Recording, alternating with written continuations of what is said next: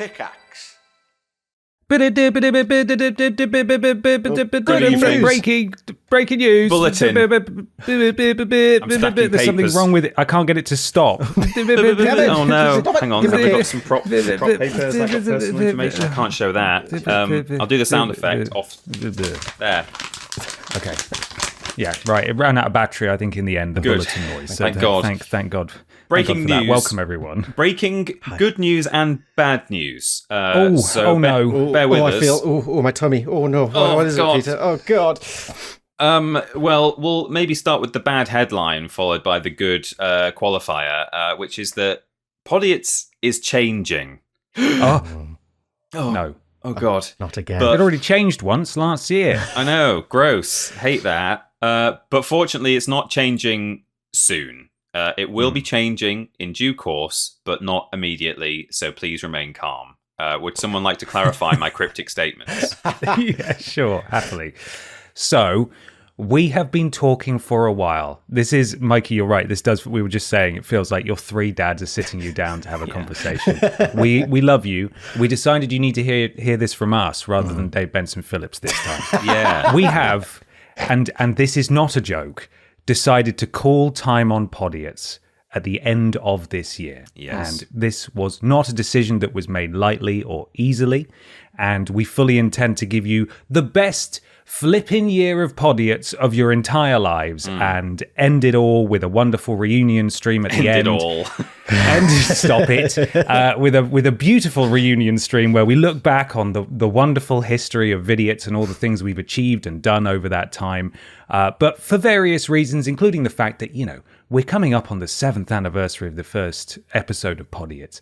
And the longer you do these things, the more ground that we find difficult to not retread, particularly in the case of, I think, one or two things that we brought along that we didn't even realize we'd done before. Yeah. We've managed to do it twice. Yeah. And also the fact that, naturally, with all internet things, as time goes by, interest understandably wanes over the years. And that's just par for the course. So we got our heads together, and we've been going back and forth about this for some time now, and we thought that the end of this year would be a beautiful and perfect place to end the story of Podiots on our own terms. Yeah, it was important to us to make sure that you know about this in good time, so that we're not just recording an episode, putting it out and saying, by the way, next month it's over.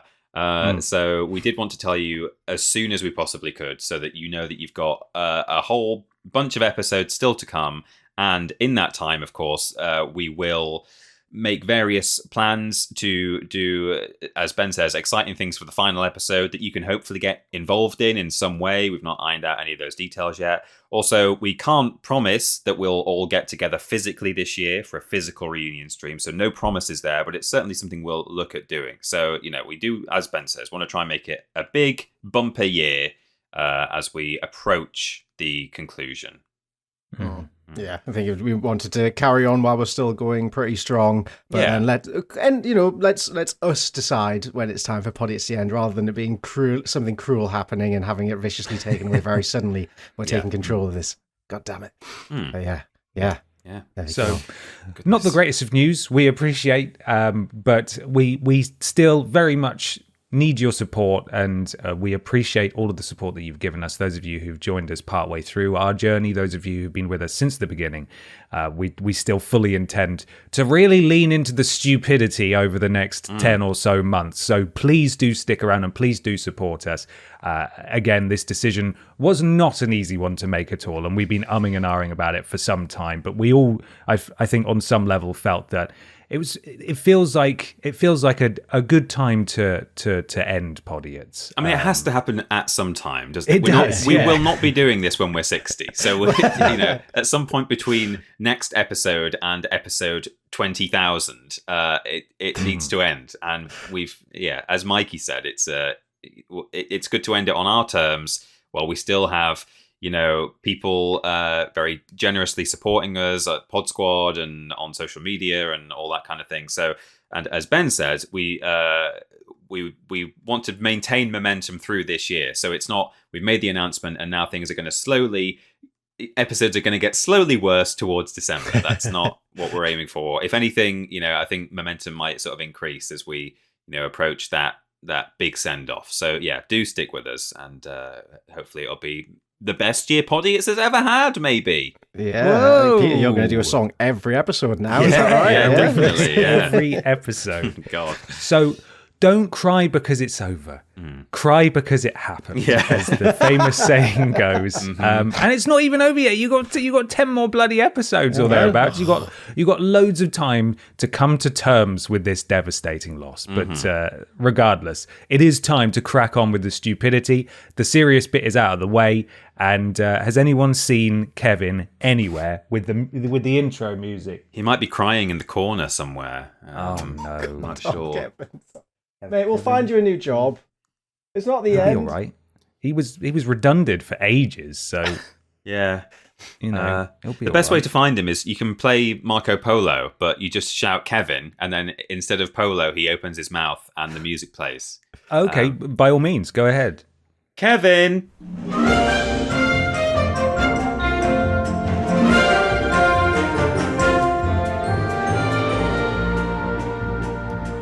Hello, everybody, and welcome to Podiots, the official Vidiots podcast. It's a conversational podcast where we bring... Hang on. Oh, my God, I was so good. I wasn't looking at my notes, and in my head I thought, oh, my God, I'm going to get through it without looking at my notes. This is great. I can't wait to tell them about how... And then I got lost. I got lost in the sauce. I was too confident. It's a conversational podcast where we take some questions from you at home and obey the law of the 3 Rs, where everybody brings a thing along to talk about. I'm Ben. I'm Peter. And I'm Michael. I was so close.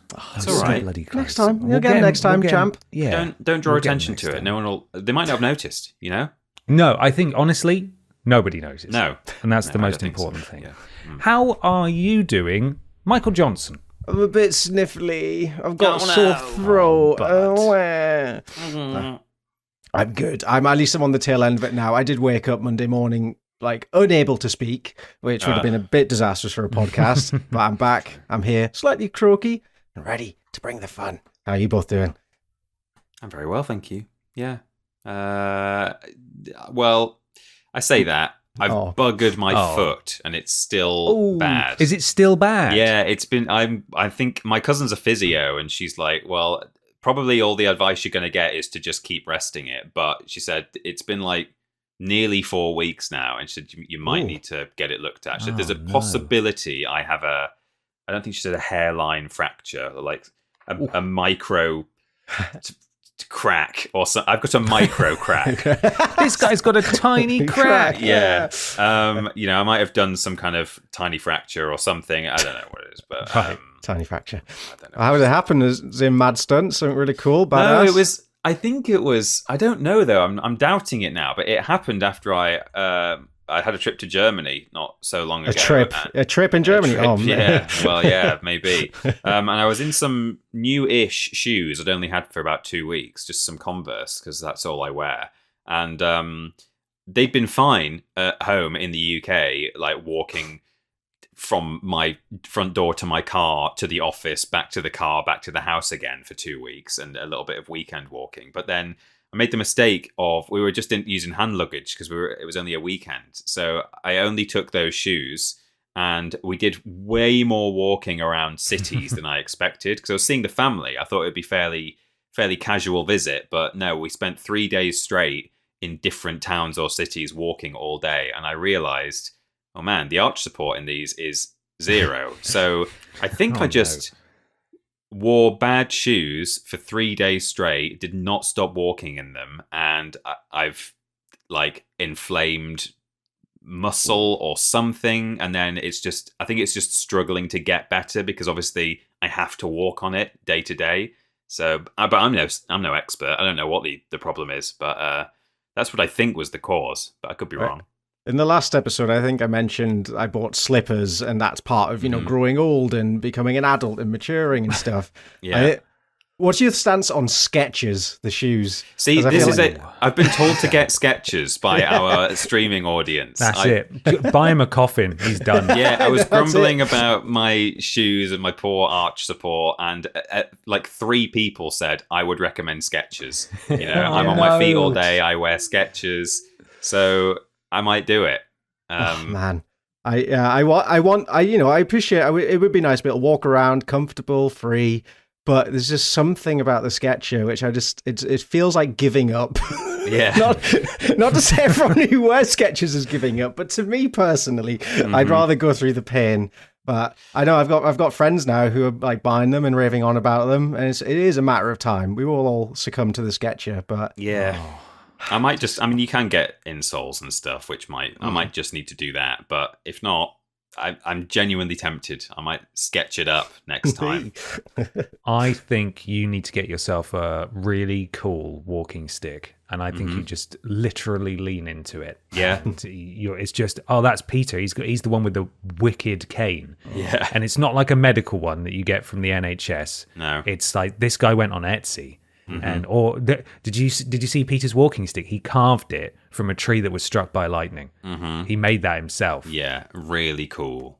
It does mean that you will be in constant pain and you won't address the root issue for the sake of fashion. But personally, I think, if Skechers is the alternative, you want the cool walking stick, right? Yeah, I think so. I mean, it's fine unless I bend it in a certain way. Like day to day, it doesn't hurt that much, but it's just impossible to go up or down stairs without it really Brilliant. hurting. That doesn't sound debilitating at all. Yeah, just use my stick. Just use my stick for the stairs, or better yet, I could have some stair sketches that I just slip on. No! To go up to my bedroom. That feels even more like it does. Like Like I've got a Granddad's. special pair of shoes for going up the stairs. Well, then let's raise the stakes again. Would you rather have Skechers, or would you pay to install a stair lift? Stair lift all the So way. you go up, whiz up and down like grandma. Yeah, I might do that. Yeah, I've got a lot of Anything's options. better than Skechers. Yeah, oh yeah. You're a long way before Skechers. Yeah, don't worry. Yeah. No how are disrespect you, though, to anyone who, Ben? who yes, sorry, wears yes. Skechers, by the way. Sorry, Skechers fans. Ragging on them sketch for heads. 5 minutes. How are you doing, Ben? Yeah, I'm all right, thank you. Just in case I sound a little different this week, I was saying to the guys before we started recording that I've been living big and large. Is that it? That's not right, is it? People who live big and large don't say that, I don't think. But I've had a few hangover wake up mornings the past few days. I've been off work this week doing stuff. That sounds so vague and ominous. And my part of the rundown effect, usually I just get a mouthful of ulcers, which is the worst. But this time what it's decided to do is make my tongue really uncomfortable and a bit swollen on the left side at the back of my mouth. Feels like I've bitten it. And today in particular, it's quite uncomfortable. And so I feel like I'm talking, certain things I'm saying don't sound right. It's like I've got some cotton wool in the back of my mouth. So if I sound a bit strange, it's because I've got cotton wool in the back of my mouth. That's the reason. But yeah, apart from that, I'm doing all right. I have a small story about city driving at night and how I shouldn't be allowed to do it. Okay. Because I was dropping a family member off in Sunderland. At about like 8, it was about 8 p.m. and I'd been in the car since about midday. I'd just been driving all day and I was knackered. And I think I've accepted, much like Peter might need to get Skechers, I think I might need glasses now because I'm struggling to read things and it's getting harder. And halfway on the journey, at the halfway point, the person I was driving with needed the toilet. I'm like, okay, let's pull over at these services. And then it was one of those services where, very faded on the road at the last second it says, oh, by the way, only lorries this way. Yeah. And you're funneled then through like the lorry car parking. And you're like, I'm not supposed to be in here, and you can't work out how to leave. And it was one of those services where it was just a petrol station, so I basically had to park up in front of a lorry that was near the pumps for the lorries to refuel. And I just had to wait while the person went in and went to the loo. During which time a lorry then pulled past me to fill up and essentially trapped me between and the lorry I'd parked in front of. And so then the person I was with came back and was like, oh, there's loads of room. You can reverse out if you want. And I was like, bloody hell. So then I had to try and reverse out in the dark between these two things. And I managed to pop the wing mirror off the car. Oh, no. And that was really embarrassing. Thankfully, as you would expect, no damage to the lorry at all. So then I had to pull over, and I basically had to, like, thankfully it had popped off in a very reparable way. So I just had to, like, slam it with my fist until it went back on. Then I got to Sunderland, and while I was dropping this person off, they took all their stuff up to their accommodation or whatever, and then they came back down to get more stuff, and I turned the car off. And then I got back in the car and I left, and I drove all the way out of Sunderland, and people were flashing me, and I had no idea why. And I had driven all the way out of the city with my headlights off. Oh my God. And I had no idea. And it was one of those moments where I was like, oh, for God's sake, I feel like such a tit. It was absolutely humiliating. You're just driving along the entire time. Why is everyone flashing at me? What's going on? I mean, there's loads of street lights, so it's difficult to tell, you know, internally if it was. I'd forgotten that I'd turned the headlights of the car off when I'd stopped, and so yeah, felt pretty stupid about that, and that was my fun day driving the other day. I have done that once where, I turned the lights on when I left my original starting point, and I'd stopped halfway somewhere that was super street lit. It was lit there, like really bright. Yeah. And then stopped the car, started the car, and at that point, it's so light that you don't realize you don't have your headlights on. But everyone else who can't flipping or fucking, in fact, can't fucking see you. They know for sure that your lights are off. Oh, they do. Yeah. It was bad. It was a bad time. But thankfully, nothing too horrendous happened. We made it through. And we're all here for this episode of Podiots. Thank you so much for joining us, by the way. We really appreciate it. If you like what we do here and you want to support us financially, you can do so by going to podiots.com. If you donate £3 or more, you'll get a shout out at the beginning and the end of the next episode of Podiots. Tell your friends as well. Yeah. And you support what we do in the process, and we really, really appreciate it. So thank you very much to the Pod Squad for this week. Mikey is going to kick us off. We begin with Donak07, Raindrop Joy, River Fox, Caroline, where's the anusol? What is anusol? No. What is it? Is it bum cream? It's for piles, I think. Ooh. Yeah, hemorrhoids. It's a little cream that you put on hemorrhoids. Yeah. Oh, in the ad, they say anusol, but it clearly says anus at the start. Yeah, anus-ol. It's for your anus-ol. It is, So that's the path for getting old. Walking stick sketches, and then anusol. Hey, anusol can be purchased by people of any age who are not old. But sketches can't. If you have sketches, you are old. Unfortunately, the worm has turned. Yeah. We continue with the very stupendously generous Torito Cat, and they say, Dearest boys, I want to say a big thank you for Podiots helping me stay sane and smiling during recent long stay in the oncology ward and in my fight with stage 4 cancer in general.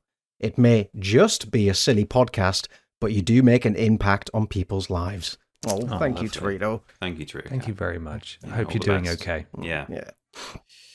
Bring back memory cards and mass multiplayer in bed RPG. Oh, nice. Nice. We've also got Frogley. Do you have a William Johnson? Stephen Skoders.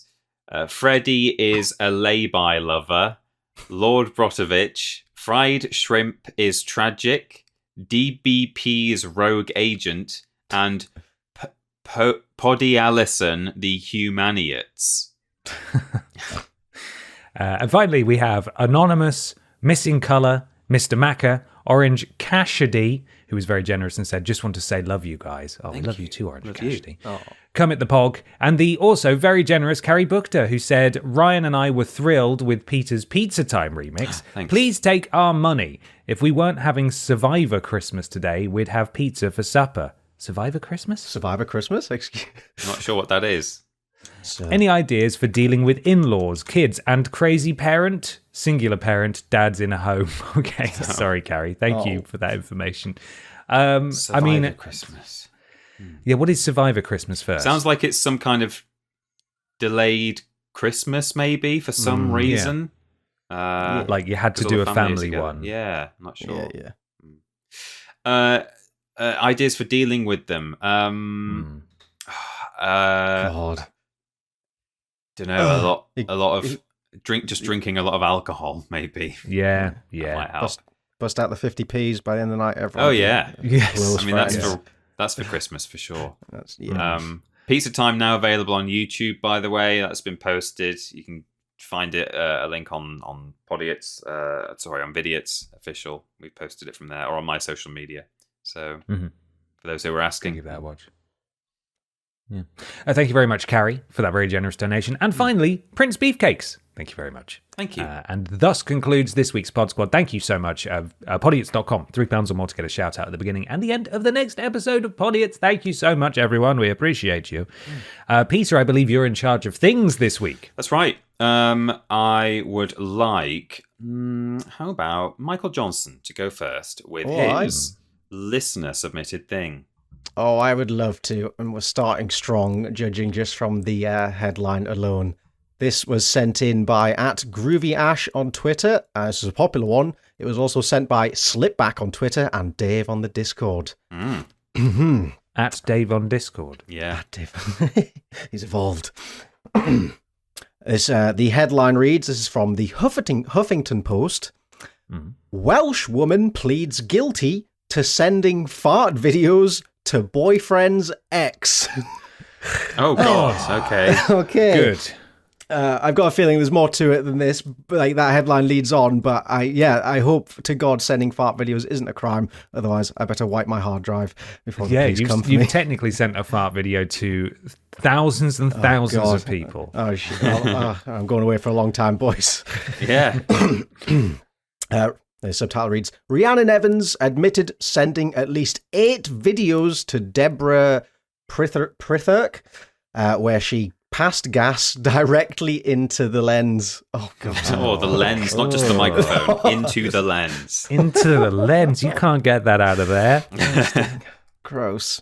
Okay. Oh, God. Okay, there's already a pun on the first line. I mean, to be fair, if you get given a news article to write about someone farting, I'll give you free pass to use all the puns you want. So, David Moy, this one's for you. A woman in Wales has pleaded guilty to wreaking havoc on her boyfriend's rubbish. Boo. Wreaking havoc on her boyfriend's ex-girlfriend by repeat. This is a good line. By repeatedly sending her cyber farts. Oh no! Oh, that's committed cyber fart. Oh. That's really good. Oh, cyber farts! It's the new crime wave that's sweeping the nation. Amazing.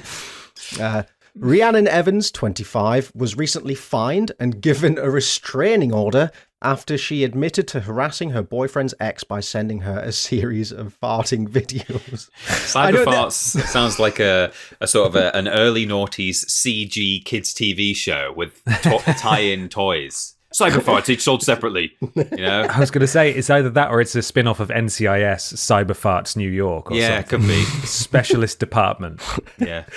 I've scrolled down the article. Sadly, there's no video attached to this. I guess these are all evidence. Oh no, Mikey! Well, I know that I'm curious. You know, like what kind of fart video leads to some kind of directly into the lens. Oh yeah, that's all you need to know. I'm also curious as to whether there's is there a build-up? Does she look down the lens and say "fuck you, I hate you, take this," or is it just like a 3 this one's second, for you, Heather? Yeah, or is it just like a 3-second shot of ass and fart? Well, maybe the article will tell us more. Let's find out. What's the approach? Evans sent at least 8 videos to Deborah where she could be seen laughing while placing a camera on her bottom and then passing gas directly into the lens. Right. It was purely malicious. She was smirking throughout, found it hilarious, but the victim didn't. Prosecutor Diane Williams reportedly told the court about Evans' gas attacks. Gas attacks? I think legally you can't call them that. It's actually something very different. That is a war crime. That's chemical warfare. What's the name of the lawyer? Diane Williams. This is going to make Diane Williams' career, this one. Oh, yeah. This is a huge case. I'm maybe send her down in history where she accidentally leads to farts being made criminal. All farts, not even the cyber unwanted farts. ones. Cyber farts. I've got to Google cyber farts after this and see. No, you don't. You literally do not have to do that. I do. Oh, wow. Williams said that when Evans was arrested at her home, she admitted sending the videos and claims it was because she felt her partner was being treated unfairly. Imagine, like, being tucked in the back of a police car. I only sent the farts because he was being treated unfairly, damn it. Yeah. What do you reckon they would, if she gets loaded into the back of the police car for cyber farts, there's nothing to stop her continuing to fart, like, during the whole arrest process? Because obviously you've got handcuffs that, you know, stop people from being violent, but like, what are they going to have to come up with, like, a special device, like out of the X-Men that, like, nullifies her fart powers? Yeah. Here's our special police issued shreddies. Please put them on before you get she gets put in a special iron nappy or something. Shreddies would do it. Yeah. Perhaps that should be her sentence, is, you know, rather than jail time or whatever it was she said she got. Did she get jail time or a fine? She should have to wear mandated shreddies for, you know, on license. I guess it's the problem, though, because shreddies only muffle the smell, not the sound. So the cyber fart is still the same. Well, true. Yeah, you're right. So we need some like silent shreddies. Yeah. Evans's defense attorney, Harriet Gorst, told the court that there have been some issues between the victim and the farter. I'm paraphrasing here. I just can't pronounce the last name. Could you give us a quick stab? Prithik. Yeah, that's a strange Maybe? surname. I don't know. There we go. Between Prithik and Evans's boyfriend over child support. Oh, God. Oh, there's a child involved. God. Oh, no. Yeah. Oh, God. At the time she sent these videos, she had some drinks and she sent them At the time she sent these videos, she had some drinks and she sent them. Understanding now, this has caused the victim some distress, Gorst said. She sent them without malicious intent. One video is an accident. 8? Yeah. I hope these were all recorded over the course of the same night. Like, sat in the room. Oh, I got another one. Come and get the camera out. God, what did she eat? Yeah. If it was one night. Oh, maybe my video will come up in court as, like, evidence for, like, oh, she followed this guide to make herself fart more for it. Yeah, you managed, what, like 40-something in 24 hours? Or yeah. 74, was it? Yeah. Oh, my God. Our boy made it onto special form. Yeah, he did. Yeah. Lucky I didn't weaponize these videos beyond that one. Prithik said in a victim statement to the court that she would like to feel safe in her own home. Evans's fart videos may have helped her vent her emotions, but they hurt. Oh, God! But they hurt her bank account. She was fined around $373. For some reason, it's in dollars. Including, $124 in compensation to Prithik. That is how did they calculate? Right, okay, so what was it, 370 what? She was fined $373 in total, but $124 was compensation. Okay, so it's 373 in total. How many farts? 8. £15.50 per... Just for the compensation. Oh, for the compensation. In total, we're looking at a premium cost of £46 or $46.63 per fart. So there is a price. Yeah. Oh my God! Wow. So some people would pay that money on that special forum. They would for those videos. So if I want to send a fart video to someone, all I have to do is save up $40, and then it's basically legal. How ominous would it be if the intended recipient got a PayPal payment from you? Oh God, just moments just $40, and it's like, oh God, what does this mean? Oh God. So how much does Mikey owe? Hang on, what was it for? How many dollars? 40? It was like about $43. $43 times 74 farts. Yeah. Mikey, wow, you owe the courts / the victims over $3,000. Oh my God! Wait, that's per one viewer as well. So if you times that by 60,000 or whatever, oh mate, I'm not coming back from this. Yeah, we're gonna have to do Podiots until we're 270 years old. Oh God! I forgot how popular the video was. Like for a post Bristol video, it's probably the best one we've ever done. I think, isn't it? What's it on now? I'm not sure. I'm just checking now.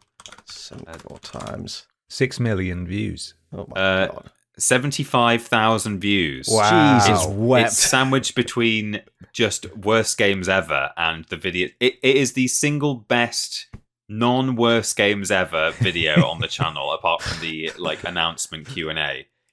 God bless. I'll tell you what, guys. Once we wrap this Podiots stuff up, I've got an idea for a business venture. But we are going to need Michael Johnson. Yeah.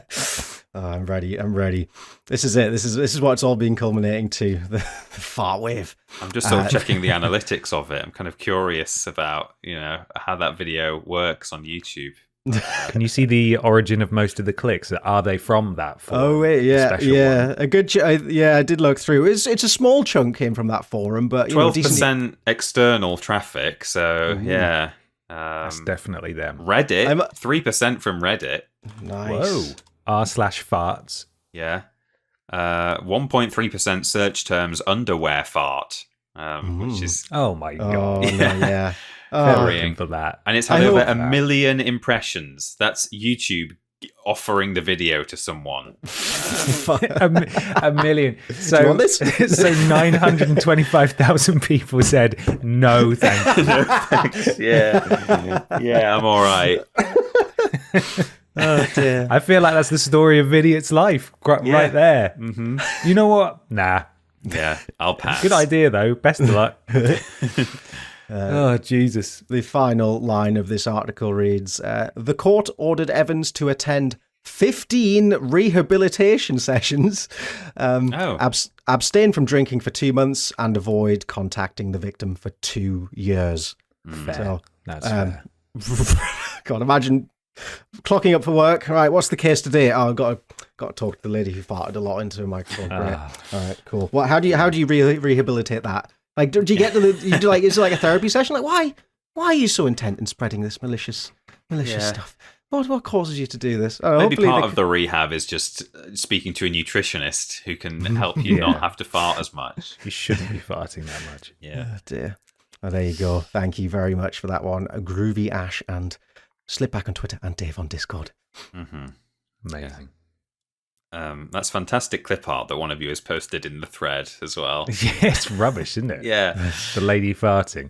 Ben, would you like to give us your own thing, please? I would love to. Is that a bird? Is that a plane? Could it be an onion? No. Oh. Or is it? Cool. It's not, or is it the onion? That's the new name of the game. Right. Not, or is it the onion? So let me just say straight up, r/not the onion is a hellscape of US politics at the moment. No, it's I bet. so hard to find something that's actually sort of humorous on there that isn't related to Trump or Musk. Everything that Donald Trump or Elon Musk does right now sounds like satire. It's the death of satire, and it was the death of satire in 2016 as well. But that's by the by. I have combed through and I have picked things out that are not related to that because A, no one wants to hear that stuff anyway, and B, I think you guys are probably going to know that those are true. So what I have is a selection, I believe it's 5. Let me just double check. 5 stories. Some could be from satirical news website The Onion. Some could be from real news sources, and you have to decipher which are real and which are fake. I have, as always, tinkered with the titles of these news stories to sort of make them sound kind of similar in tone, to throw you off course. But are you guys ready for them? Yes, please. Well, yes. Cool. So I'm going to read them all, and then we'll go through them one by one. Okay. First one. Champagne sales drop because the state of the world is causing people to not want to celebrate. That's good. There's one. Yeah. New evidence suggests humans developed written language to avoid breaking up in person. Right. Poll finds the majority of Americans would support wind turbines if they provided additional services like slicing deli meat. Man who lost cryptocurrency fortune might buy a scrapyard so he can search for the hard drive. Right. Missing teen slept in toilet paper fort inside big box store for days before returning home. Wow. And nutritionists recommend naturally occurring ingredients from within local woodland to help manage cravings. And those are the stories. Hi, Pippa. You're going to headbutt the microphone? That's helpful. Thank you. So the first one, champagne sales drop because the state of the world is causing people to not want to celebrate. What do you think of that? Is that real or is that The Onion? I mean, considering what you just said about not The Onion being filled with doom and gloom and bad news, I feel like maybe there is a bit of truth in that, and that people just don't want to spend their money on champagne anymore. I mean, I agree that it feels like there's less to celebrate these days, but would that have enough of a knock-on effect for champagne? Because champagne, that's true. I never celebrated the news in general. I never watched the it's 10 like o'clock weddings news. and birthdays and New Year, isn't it? So I'm going to say that it's more of it's a joke saying there's nothing to be happy about. So it's The Onion. I'm going to say there is nothing to be happy about, so it's real. Yeah.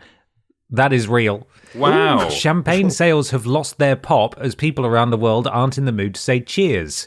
The total number of champagne shipments from France sank nearly 10% last year to just 271 million bottles, making the second consecutive year of declines as inflation-weary consumers cut back and a generally glum mood permeates across the globe. Whoa. I mean, is it not also possible that people are just, they prefer Prosecco? I prefer Prosecco, but, Prosecco's cheap. Yeah, it is Goes cheap. well with orange juice. Yeah. You don't have to import it from France. Yeah. The list goes on. Well done, Mikey. Well done. The second one, new evidence suggests humans developed written language to avoid breaking up in person. This can't be real unless you've really messed with the wording. Did breaking up even exist when written language was first? I don't know. Or maybe it's they had complex relationships. Well, yeah, I know, but maybe some archaeologist has found, when they find Viking graffiti that says "Come here if you want a good fuck" or whatever. Call. It's like in Pompeii, it says "Call Maximus for a good time" or something. Perhaps they found something where someone has actually broken up in written language, and that's where this has come from. But I'm gonna guess it's just a joke, and it's The Onion. I want to say it's Onion, but I could also see a world where maybe the oldest, recently discovered the oldest piece of writing just so happened to be a breakup letter. But yeah. I'm gonna stick to Onion. Okay, that is Onion. Right. Noting that early humans' aversion to confrontation played a critical role in their evolution, a new study published Friday in the American Journal of Archaeology concluded that written language was first developed to avoid breaking up in person.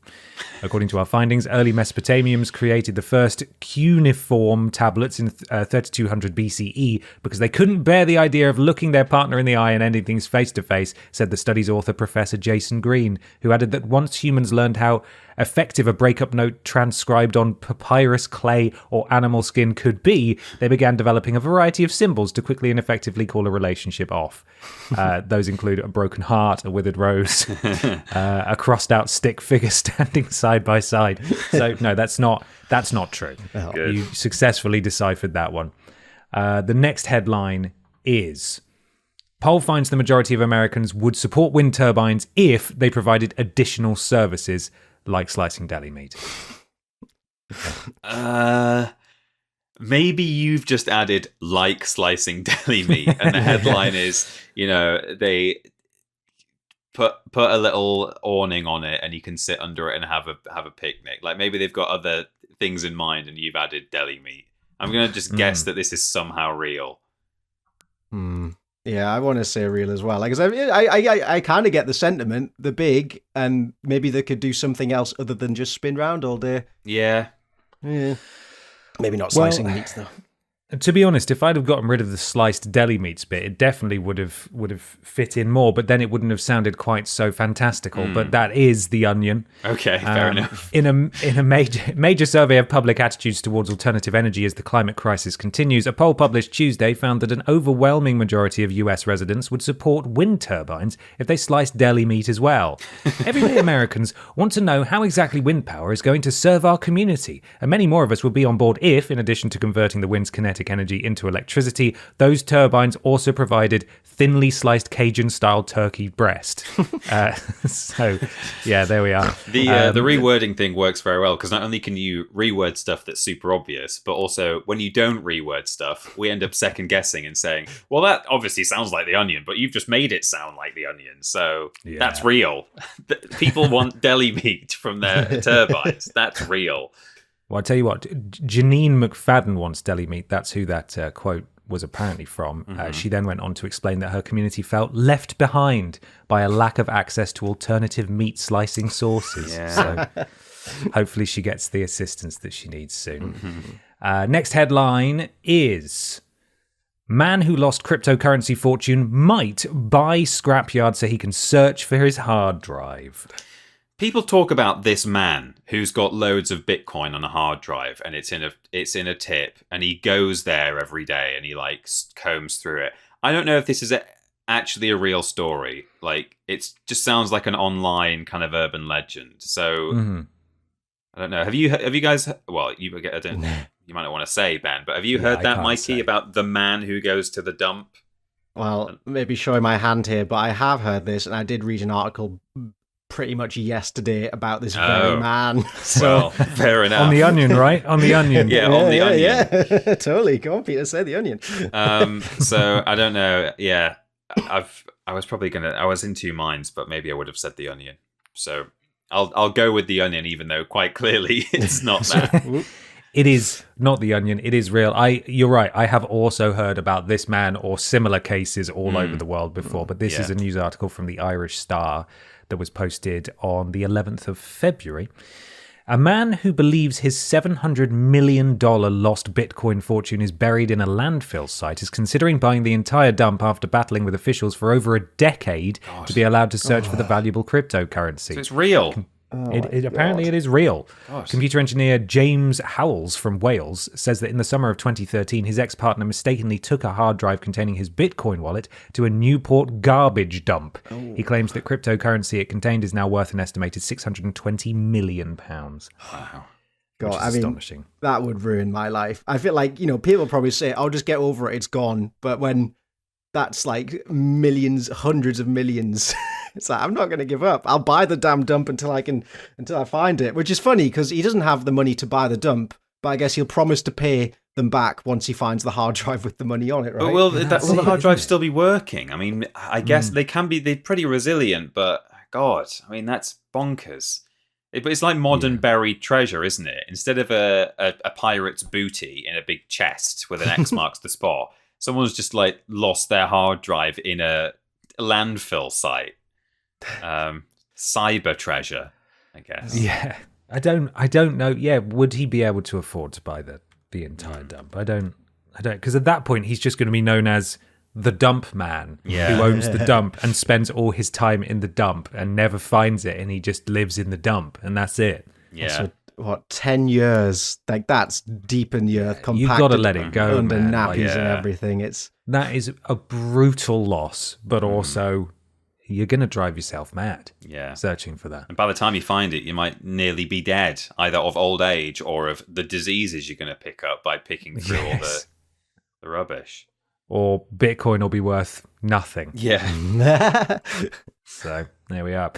Next headline is missing teen slept in toilet paper fort inside big box store for days before returning home.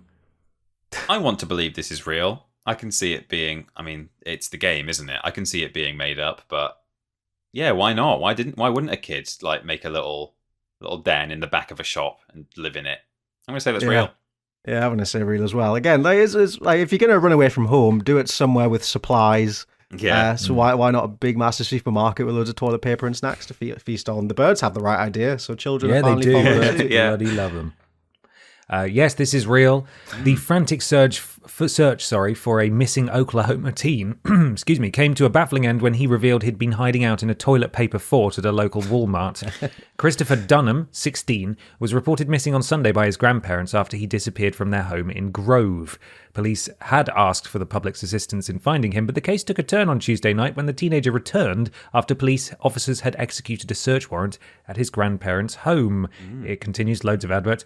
Grove Police Chief Mark Morris believes Christopher had been watching the heavy police presence around the home. When the last officer left, he attempted to sneak back in. But when his grandfather found him, he took the teen to the Grove Police Department to explain to officers where he'd been. Christopher said he'd camped out at Walmart for a few nights, explaining that he'd wait till after hours before building a toilet paper fort over a dog bed and sleeping in it. This is one of the most bizarre cases in my law enforcement career, said Morris. He spent one night at Honey Creek State Park and the other nights inside Walmart. It sounds like a sort of a family film, like a Home Alone style. You know, the kid sleeps in Walmart and all sorts of hijinks happen at night when everyone's gone. But, you know, on the other hand, this is a guy who's run away from home, maybe for a reason. Maybe he's a bit sad, and that's not fun. But I can see that being a fun Spielberg movie or something. Yeah. Let's all go live in the Walmart. Yeah, overnight. Okay, final story is as follows. Here we go. Eventually, there we are. Nutritionists recommend naturally occurring ingredients from within local woodland to help manage cravings. To help manage cravings. It's all so vague. That could be where it's the Onion. It might be some kind of drug story, drug joke, or, you know, if it was just, you know, nutritionists say you can go foraging. People do. People go to hedgerows and stuff, make nettle tea and all sorts of stuff. But cravings, I don't know, there's just something there. I'm going to say it's the Onion. I want to say real. I don't know. Maybe not that. Maybe it's not to the point of like, oh, go in the woods and chew on some tree bark and it'll make your cravings disappear. But maybe just the idea of if you ever craving something, just go off into the woods for a couple of hours. By giving it a couple of hours time, you won't even remember the craving you had. Yeah, true. So when I'm looking back at these headlines that I've altered, some more than others. I'm not very good at hiding the Onion ones, I feel, and I've really tried. This one has been brutalized, this headline. So the actual headline is, and it is the Onion, is nutritionists recommend following occasional trail of sweets into dark forest to help manage cravings. That's the actual Okay. So I tried to spin it slightly, but in the process made it a rather unremarkable, if quirky, headline. Anyway, so the article says, saying the best healthy eating habits are the ones people can realistically stick to in the long term, a panel of New York University nutritionists issued recommendations Wednesday that included following the occasional trail of sweets into a dark forest to help manage cravings.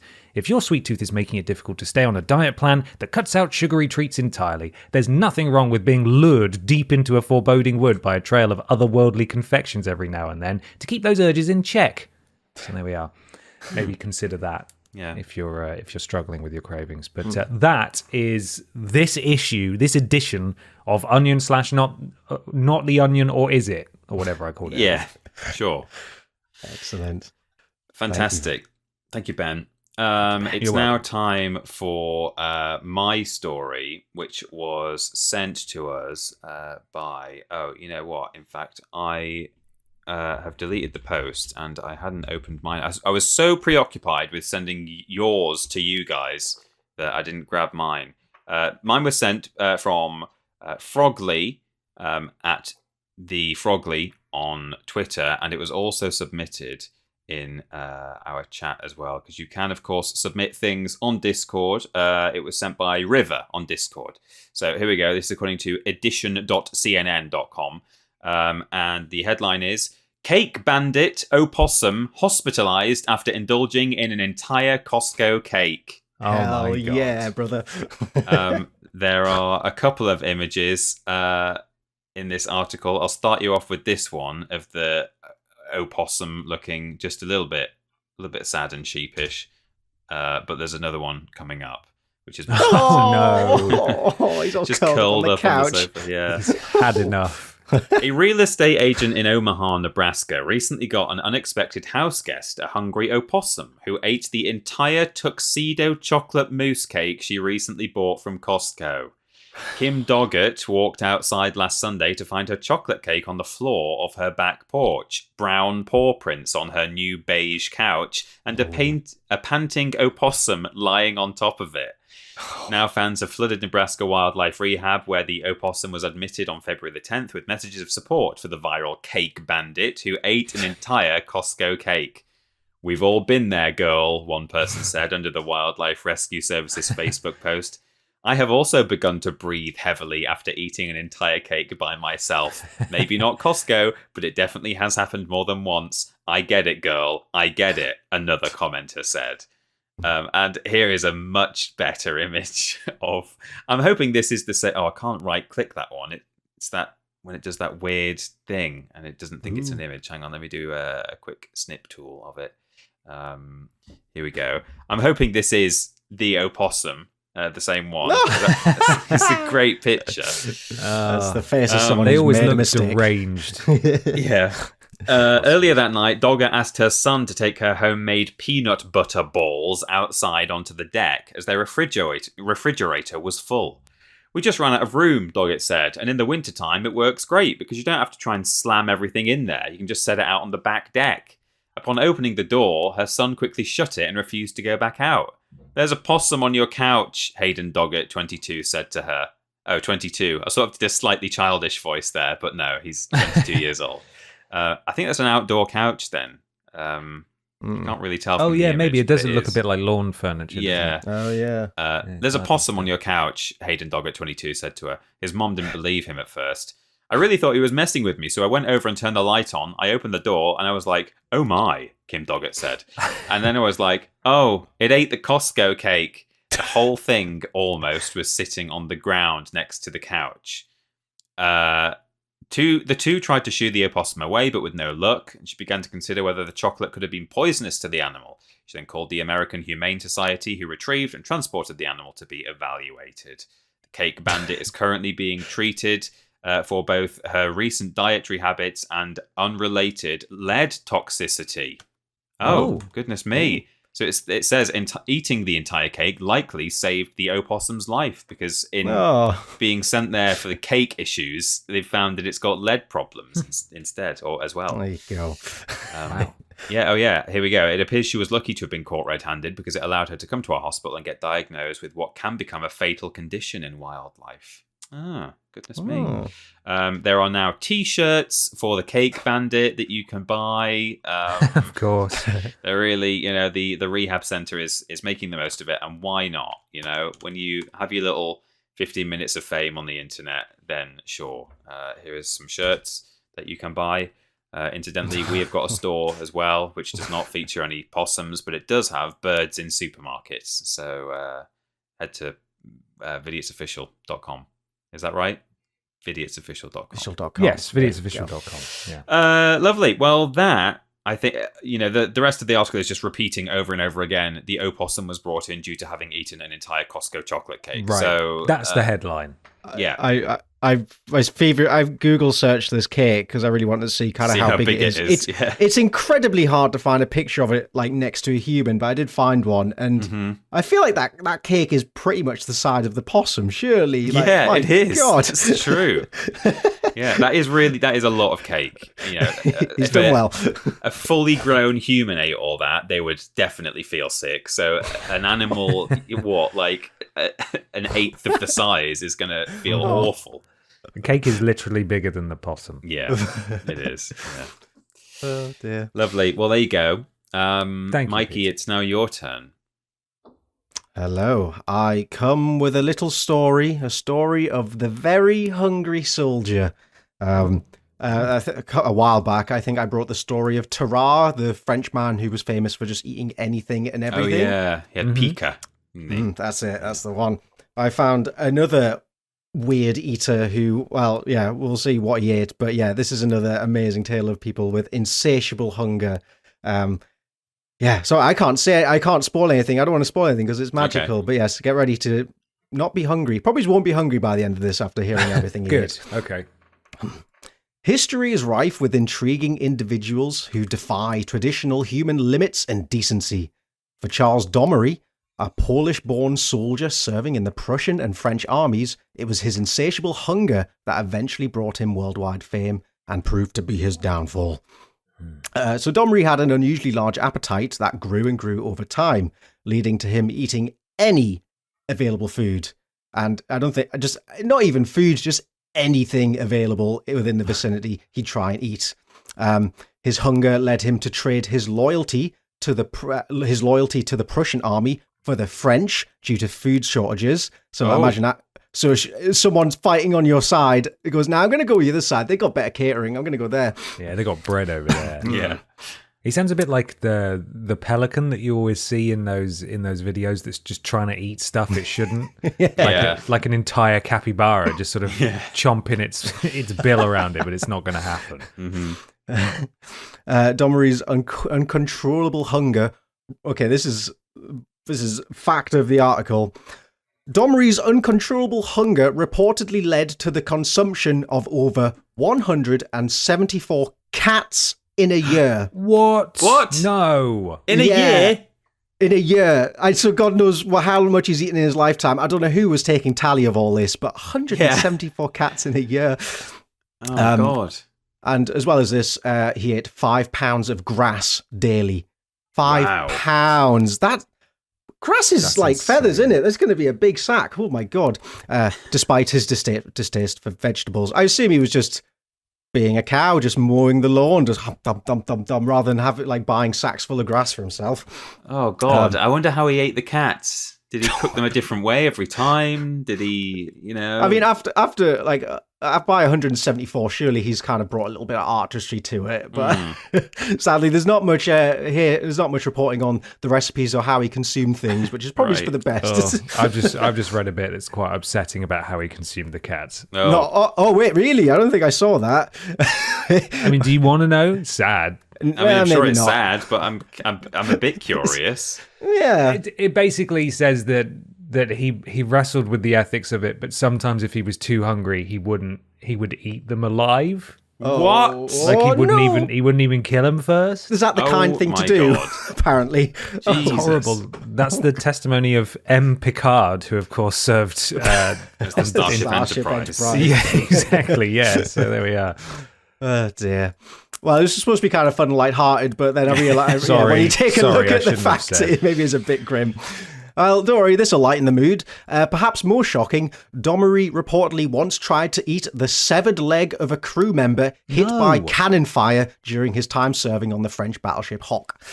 God, this guy does just have a relentless appetite. It's like, you don't need to do that, do you? There's no need, but he's like, I wanna. Yeah, this is beyond. Right. This goes a little bit beyond being a bit peckish, especially when you're eating cats alive. Anyway, oh God. Wait, you got a picture of him. There we go. Eating a cat alive. Is that could be him? Oh my God, and that's the leg of the soldier. Wow, it looks like a meerkat. I don't know what that is. Yeah, surely the cat shouldn't be sitting near him. You see what he's done to your brothers. Amazingly, despite all of his odd meals, Domery remained physically intact with no ill effects from his diet.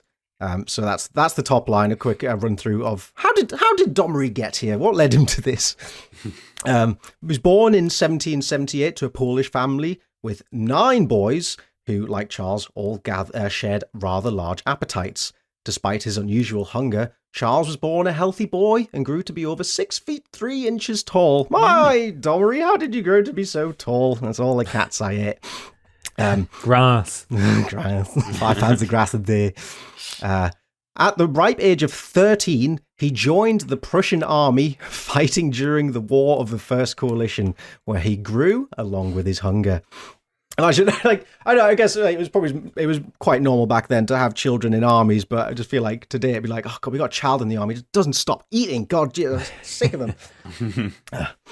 Over time, Domery found a major flaw with the Russian troops: their rations.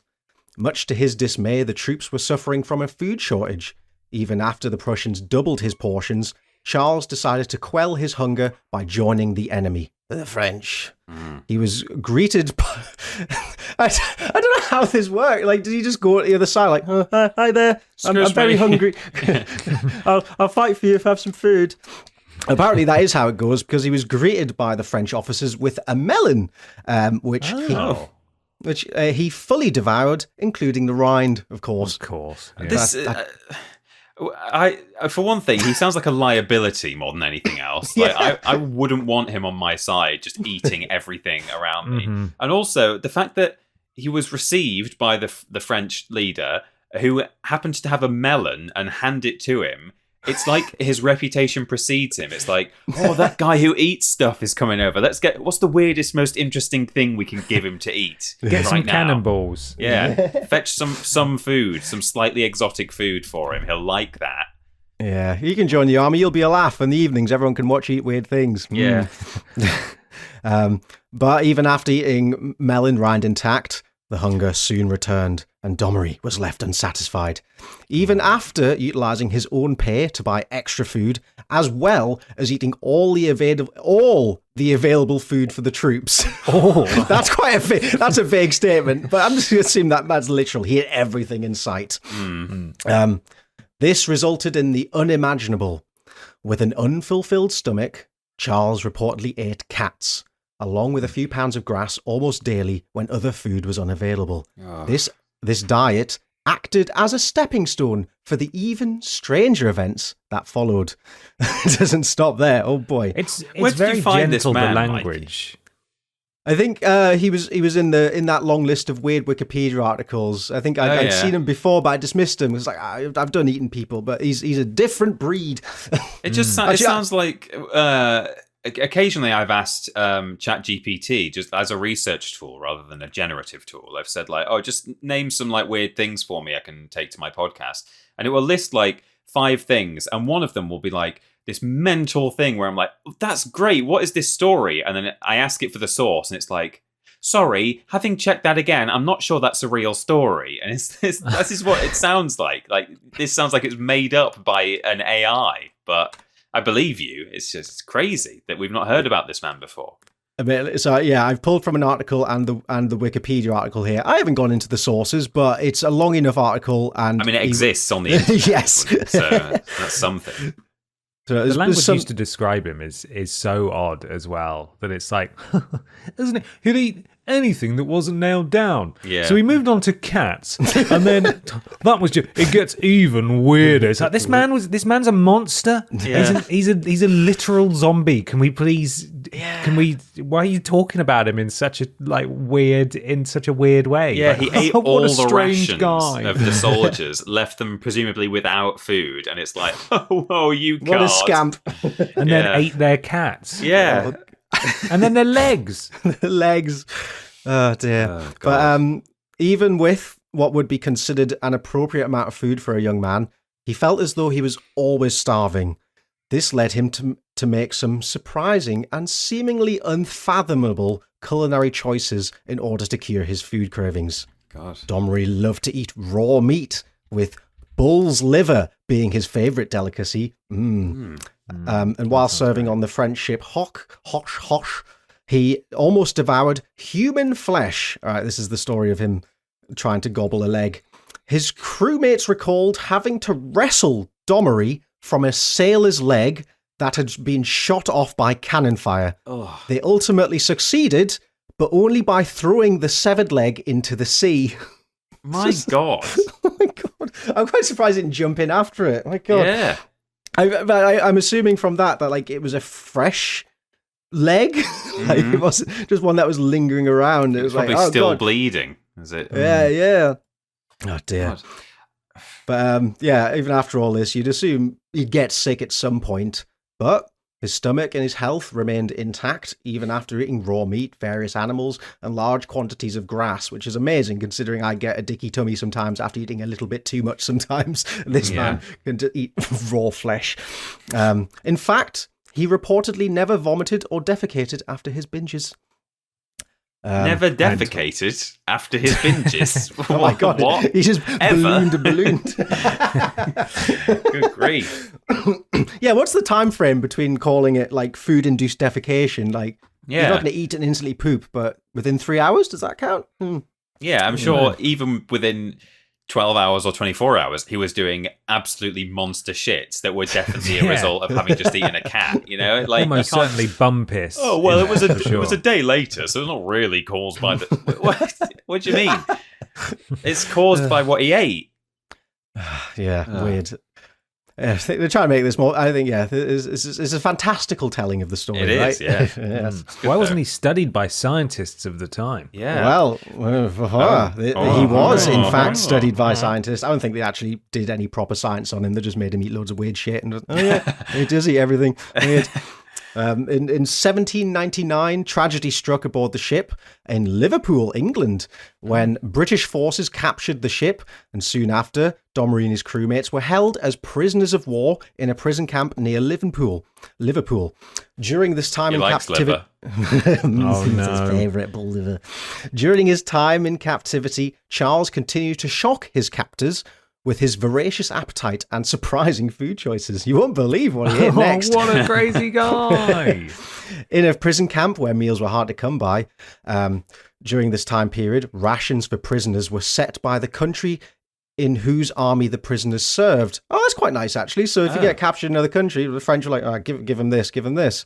So for Domery and other French prisoners, the daily rations included 2 ounces of bread, half a pound of vegetables, and 2 ounces of butter, or 6 ounces of cheese.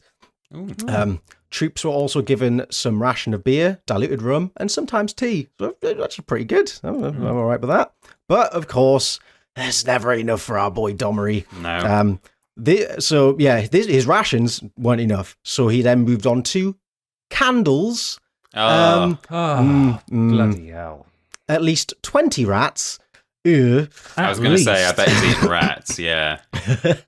And, of course, the prison cat. He's the prison cat now. He eats all the rats around. Who needs a cat when you've got him? I'm just glad he never made the true leap to consuming human flesh, because I feel like that would be... Yes. This story would end very differently if he was able to make that jump. It does sound like he wasn't actually a human being. He was sent by... Cthulhu or something, and you're going to say he's actually still alive now, and he's locked up in some kind of dungeon because he cannot be stopped, you know? Well, it turns out he was actually, in fact, a spy for the Prussian army sent to bankrupt the French army by eating every last ounce of food they had. He will consume everything on Earth. Everything, including medicine that was left over in the camp's infirmary, and washed it all down with water or his ration of beer. After learning of Domery's rather peculiar food choices, the British army decided to double his rations. Maybe this will fix me. Give him more. His insatiable hunger led to a constant increase in rations until he was at a serving size that equaled the daily rations of 10 men. God. And this piqued the interest of a prisoner commander who then brought the matter over to the sick and hurt commissioners. Of course. They'll know what to do. Yes. A party responsible for the overall welfare of prisoners of war.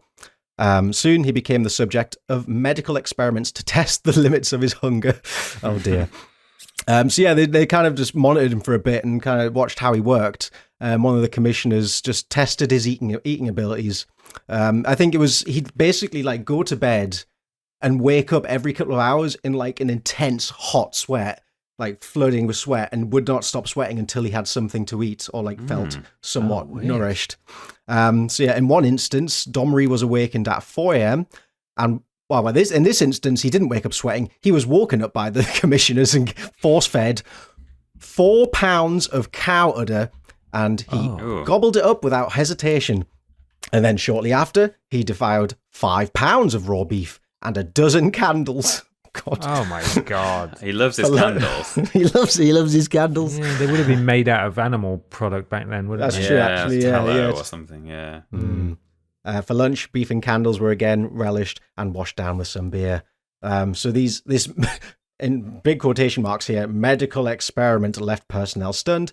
Perhaps what was most shocking was that Domery remained in good spirits despite his extreme culinary adventures. It was a culinary adventure. What's he like? I wonder if he bastard. had... I tried to remember it from school and I couldn't, but ghrelin is the hunger hormone. I wonder if he just couldn't produce it or overproduce. There's like a satiation hormone, like once you've had food, you release something. It's like pectin or leptin or something. I can't remember. Maybe he couldn't produce the "I am satisfied" hormone. Yeah, sadly, maybe science back in the 1700s wasn't quite so robust. What happened to him after the experiment remains unknown. He just kind of disappeared, which is a bit worrying. There was maybe he ate himself. Oh, the final, that's the final meal. Yeah. There we go. So not really a neat little bow on that one. He just kind of disappeared one day. But yes, let's go with he gobbled himself up, starting with the feet, and then boom, poofed into thin air. The last thing he ate was his mouth, and then it became nothing. He sounds like he could well be a symbol of folklore. It could well be something that maybe a story got out of hand, like... Because there's obviously accounts from all over the place that could have been linked by someone investigating false leads, potentially. But, it could very feasibly have started as someone making up some bullshit rumor or they were basically lifting more rations than they needed, and they were blaming it on this fictitious guy. A lot like the plot of the fantastic movie starring John Cena, Ricky Stenicki. They invented this pretend man who they blamed for all of the rations that were going missing, and then it just got out of hand. And now we're talking about him on a podcast like 300 years later. Yeah, maybe. But equally, I was going to say, as much as we're demonizing this man and saying, wow, what a terrible person, it could have just been a guy who... Well, as I say, it might have just been a real person with some sort of hormone. It's not well. Issue. Yeah, I am almost entirely sure that if this person was real, there was something amiss going on in there, because no normal man eats candles and grass, or alive cats for that matter. Yeah, absolutely. And there you go. Good grief. Yeah, thank you, Mikey. Thank you, Mikey. Thank you. Is it your turn now, Ben? It is. This is my listener submitted thing. This comes from Greg Miller on Twitter. Take a look at my donkey. He looks a lot like a zebra. There he is. That is a donkey painted to look like a zebra, but I don't know if it's actually painted. It looks like they've just maybe painted him black and then put tape on him. Yeah, it does look like something stuck on. Yeah. Sad, isn't it? Anyway, the headline reads, Zoo painted donkeys with black and white stripes to make them look like zebras. Okay. Inspired by previous ruses, including dogs painted black and white to look like pandas. Which someone did send to our Discord, by the way. I thought that might come up. Someone called C... did post that to Discord. Chinese zoo painting dogs to look like tigers. Sorry, do continue. A Chinese zoo has admitted to painting its donkeys to look like zebras because they were desperate to increase the number of visitors through the gates. Photos taken at Zibo City Amusement Park in Shandong Province went viral on social media, drawing criticism and becoming the focal point of memes. One user on the Chinese site Weibo? Is that right? Yeah. Called the act misleading and unethical. Another commenter on Douyin, the Chinese version of TikTok, I thought TikTok was it anyway, stated that it's unfair to the animals and the visitors. The amusement park staff defended the act as a marketing strategy to increase foot traffic. So there we are. It continues. They claimed the dye was non-toxic and did not harm the animals, but animal rights activists have still expressed concern. Oh, that poor dog. Oh, God. Just send a picture of the dog, yeah. Does look very Tony the Tiger. Sparked a broader debate about the ethics of altering animals' appearances for entertainment purposes. Well, they should probably talk to the man inside the gorilla suit and inside that bear suit, the one who was walking like a human and things like that. So because I think that's the most unethical thing is the men inside the suits. So you think that's a man inside a donkey suit, and then someone's put stripes on his donkey suit so that he's. I'm like 99% certain there's a guy in there. Yeah. I mean, you look at the stripes; it looks like it's split into sections. Like there's a pants section at the back. So exactly, you can see the zip. If you zoom in, you can see the zip on the. They've done a really bad job of that as well, haven't they? They've not just like it's got a normal donkey's head that they've not painted either black or white. It's grey, and then I agree. I think it looks like they've painted the whole body and then wrapped tape on it or something. But the tape is just in perpendicular lines, like it goes down, and then like horizontal for a while, and then down again, and then horizontal. Or vertical being the other word for down. It's just it doesn't look natural. It doesn't look natural at all. Yeah. No, it's sad. Yeah. It's sad. Hopefully that they stop doing that because, donkeys are lovely. Mm. And we don't want to see donkeys being sad. No, we don't. Do you are you still involved in some sort of donkey sanctuary in your household, Peter? You had a donkey or something? You sponsored a donkey? Amy had a donkey for years and years. Someone got it for her as a present for Christmas, and she actively continued to ask for it to be renewed every Christmas from that person, because it's the kind of present where someone might buy you I've sponsored a tree for you, which is what we asked for our wedding. But sometimes unsolicited, you might be a bit like, oh, thanks. I would have preferred a PS5, but sure. But she loved her donkey. His name was Harbin, and he has been retired now from the sanctuary. He's still at a sanctuary, but not the sponsorship section of it, because I think you can go and meet the donkeys and stuff, and he's a bit old for that now. So I think as of last year, we are no longer donkey sponsors. Oh, well, hopefully at some point you can meet the man that was inside Harbin. Yeah. And donkey sponsor sounds tea or something. Sounds a bit rude, doesn't it? Donkeys, you're a donkey fucking sponsor. donkey sponsor.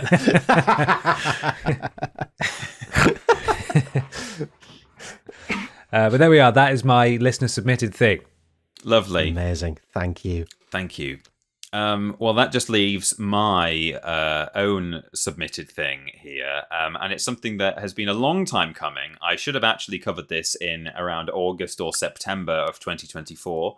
It is a staple of Podiots, but we sort of had our break over the summer, and then it was Halloween, and then it was Christmas, and I just didn't have time to talk about this anytime sooner than today. But here are the funniest jokes of the Edinburgh Fringe 2024. Let's go. Bloody hell. These will be... I've got to prepare my sides. Hang on. Indeed. I promise to tell them in the classic style that I tell them year on year. Just deadpan, dry, with none of the pizzazz of a professional comedian. This is an article written by Megan Bonar.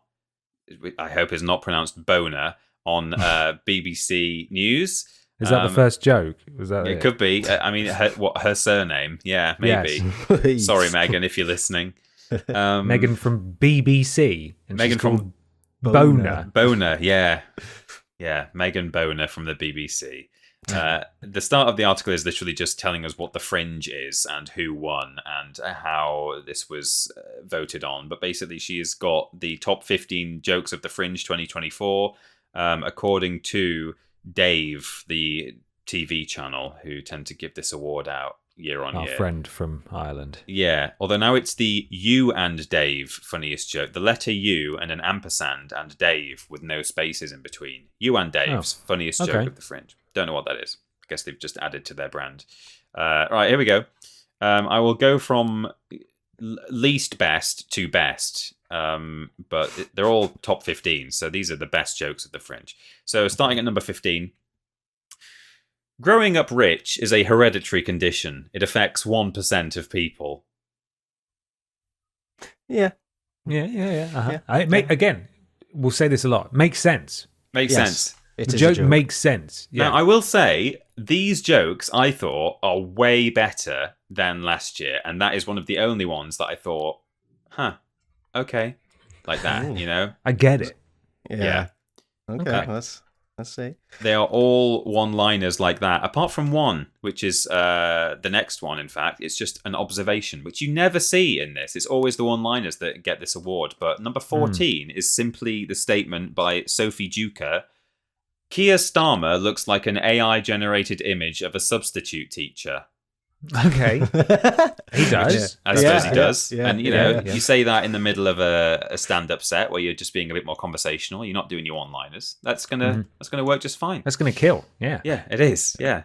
But it's all one-liners now for the rest of it. So here we go. Number 13 by Lou Wall. Gay people are very bad at maths. We don't naturally multiply. Cool. Yeah. Yeah. Get it? Yeah. Okay. Yeah. Number 12 by Roger Swift. I've got a girlfriend who never stops whining. I wish I'd never bought her that vineyard. Ooh. That's Ooh, that's a grown up. It made me smile. Mm-hmm. Okay, good. Yeah. Sarah Keyworth at number 11 said, I'm an extremely emotionally needy non-binary person. My pronouns are there. I quite like that. Yeah, They're okay. there. That's Yeah, fun. that's it doesn't, good. It doesn't poke fun or punch down or anything like that, which would No. be Yeah, I horrible. think so. That's a fun one. That's Yeah. good. I like that.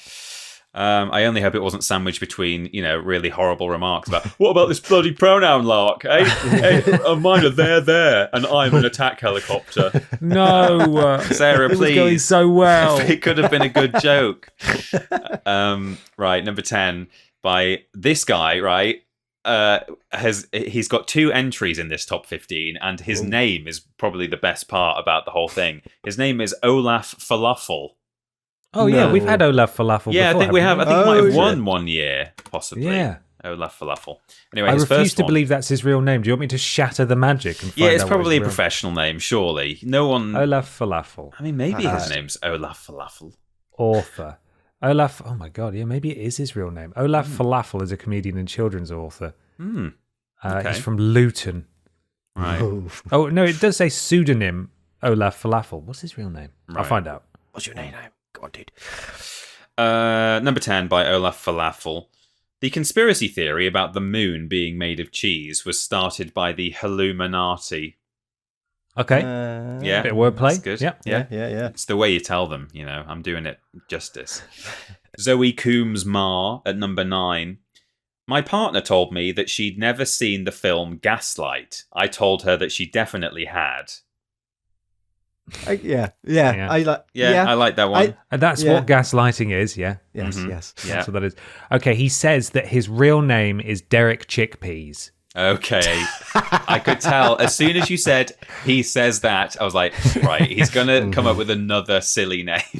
It's not actually. It'll be somewhere on the internet, but it's not easily accessible. So fair play to him. Yeah, fair enough. Right, number 8 by Masai Graham. I wanted to know which came first, the chicken or the egg. So I bought a chicken, and then I bought an egg, and I think I've cracked it. Okay. That's not very good. That's not better than any of the others we've seen so far. Chelsea. Sorry, these voted on by, is it a panel of comedy experts, or is it put to the public, or is it a split of votes? I could tell you that if our friend Megan Boner has specified. It's voted for by the public after being drawn up, after a shortlist is drawn up by judges. Okay, so we can blame the general public for these choices. They did this. We can blame the public for the order in which they're placed, but I think the judges may have already picked. Maybe, I don't know if it was just the 15 or maybe more. Yeah, the public is certainly complicit for sure. Right, Chelsea Birkby said, number 7, British etiquette is confusing. Why is it highbrow to look at boobs in an art gallery, but lowbrow when I get them out in spoons? That's just like. That's just a retelling of a joke that's been all over the internet for like a decade, isn't it? Yeah, How come it's okay when they do it, but when I do extreme example for comedic effect, I get kicked out. I get arrested. Yeah, that's not even an original joke. Yeah, I know. Yeah. Olaf Falafel is back at number 6. Okay, Yeah. Derek Chickpea. Derek Chickpea says, my dad used to say to me, pints, gallons, litres, which I think speaks volumes. That's good. I like that one. good. Yeah, I That's think that's good. Yeah. Number 5 is Mark Simmons, who said, I love the Olympics. My friend and I invented a new type of relay baton. Well, he came up with the idea and I ran with it. Okay. That's all right. It's quite good. Yeah, I like that one. Yeah. I like that. Arthur Smith at number 4. I sailed through my driving test. That's why I failed it. Made me laugh. Yeah, Stupid. you laughed there. It's a stupid one. We're in the top 5 now. You probably have to laugh at the next 3, Ben. Yeah, these God, are I do, don't I? voted by the public as being funnier than that. These are the best ones. Yeah. I like this next one by Alex Kitson. I ate horse at a restaurant once. Wasn't great. Starter was all right, but the main was dreadful. Haha.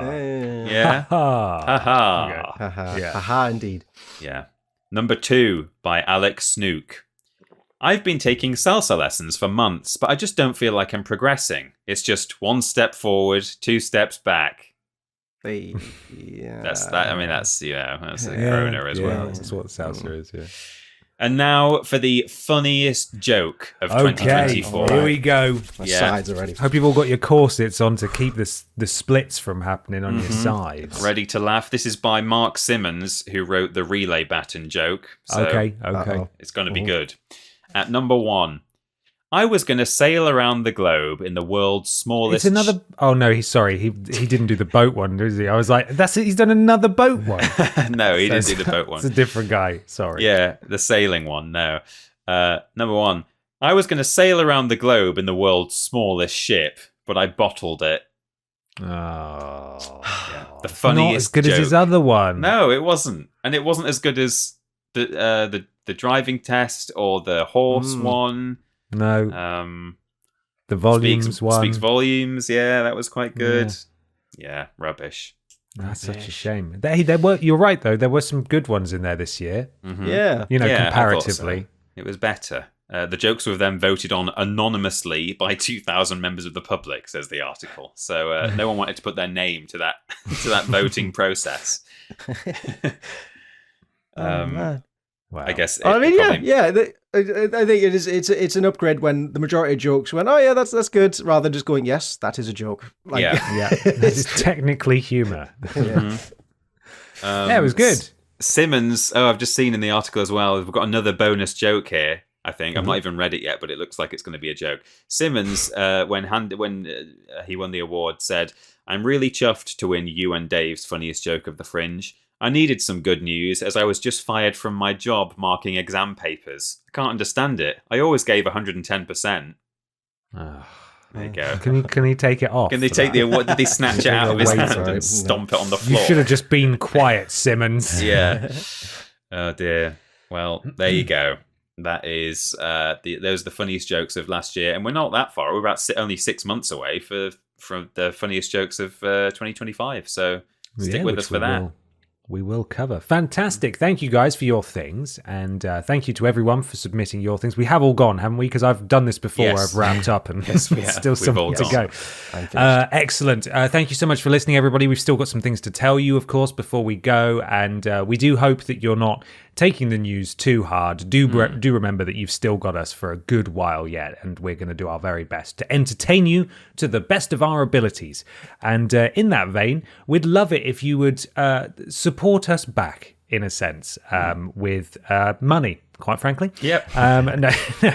Continue listening, tell your friends and so on. There are places, of course, where you can support us financially if you're in a position to do so. And speaking of which, Mikey, I believe there's some kind of shop. You're darn tooting. If you head over to vidiotsofficial.com and click on the lovely enticing little shop button, you will be greeted with a veritable bounty of goodies, including t-shirts, hoodies plural, yes, with the relatively new Lost in the Isles hoodie. Ooh, go check it out. It's got birds on it and shopping aisles, great. All your favourites, all the classics, some caps, some mugs, everything you could ever need in one handy place at vidiotsofficial.com shop. Thank you very much. Yes, we're looking into potentially producing some more merch this year to commemorate the occasion, as it were. So stay tuned and we'll keep you posted once we've done literally anything. We haven't even had a conversation yet. So keep your eyes peeled. We're on Instagram and TikTok at vidiots.official. We're also on YouTube, Twitter, Facebook, and Blue Sky, all forward slash Vidiots Official. Our Discord is vidiotsofficial.com/Discord if you want to join there and chat and hang out. And thank you to Tommy and Fleckers who mod us there, by the way. And twitch.tv/VidiotsOfficial. No streams in the diary as yet, but you can still go and follow us and be notified when we do go live. I'm sure that'll happen at some point this year. Yeah. And of course, podiots.com. If you go there and donate £3 or more, you join Pod Squad. You get a shout out at the beginning and the end of the next episode of Podiots. And most importantly, you support us, and we really bloody appreciate it. So thank you to this month's Pod Squad, which is /are as follows, who are as follows, Mikey. Hello? Hello. We begin with Donak 07, Raindrop Joy, River Fox, Caroline, Where's the Anusol?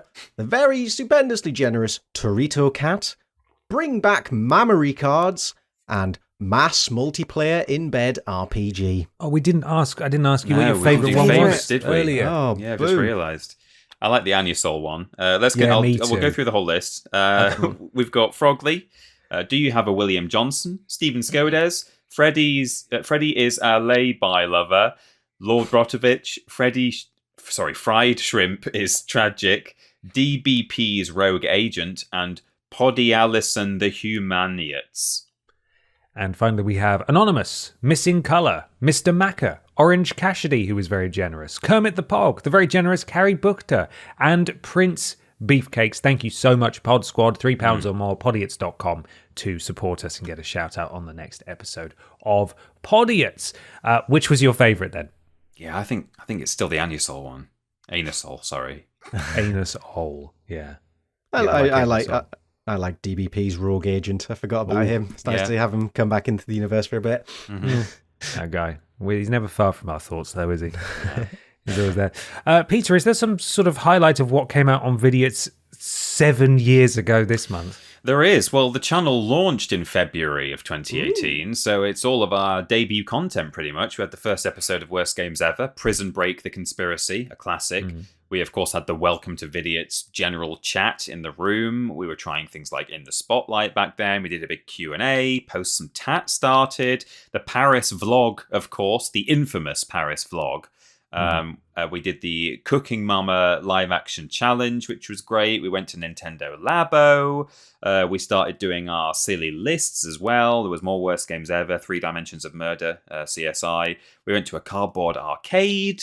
You flippin' name it. We did it all. We even got sponsored by Turtle Beach, and Skyrim Zoo started as well. So pretty much everything. Oh, actually, that's the 2nd of March. You've got to wait till next month for Skyrim Zoo. Yeah, forget about that. You didn't hear that. No, don't watch Skyrim Zoo. It's not there. Wonderful. Mikey, whereabouts are you on the internet if people want to keep up with you? At Parrotboy on Instagram and also on Blue Sky. Go check it out. That's where I occasionally post life bits. Wow. Life bits, not my bits, life but bits. Life bits. Posting your life bits. Cyber farts. Oh, God. Cyber, yeah, I was going to say. Jesus. I was going to Google cyber farts, wasn't I? Cyber Oh, farts. no, don't. Okay, well, you look now. You'll tell us in a minute. Peter, where are we on the internet?